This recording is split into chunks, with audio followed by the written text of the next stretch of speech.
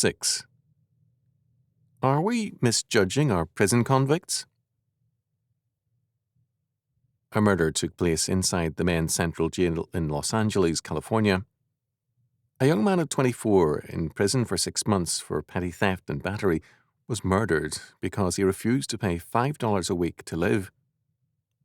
A prison gang was extorting money from other prisoners and beating into submission all who refused. This young man, having refused to pay, was beaten and kicked to death less than a month before his release date. 15 street gang members were arrested for the murder. 2 were 18 years old, 1 was 24, and the other 13 gang members were between 19 and 23 years of age. All were in prison on charges ranging from parole violation to murder.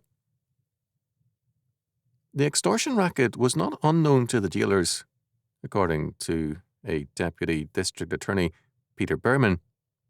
Any non-gang member was to be charged $5 a week to live in the row, and if he didn't like it, he would be beaten up. The jailers would have to remove him and bring in another guy to be extorted. The 15 gang members were arrested, but we can probably be sure that nothing will be done to the jailers who are, in a sense, accessories to such extortionism. This crime, of course, was only a brief glimpse into the cesspool life of prison. Homosexual rape is routine in jails. Prison life is a monstrous evil, and yet prisons were originally started as reform institutions. Our problem with prisons is that we begin and end with a false doctrine of man. Humanism holds that men are either naturally good or, at worst, morally neutral.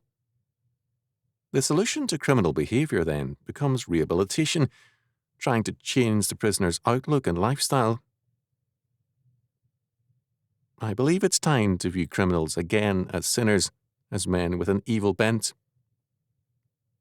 To be under any illusion about the nature of criminals is to be more and more defenseless in dealing with them. When parents of young hoodlums and murderers tell us that their sons are really good boys at heart, we need to challenge that assumption.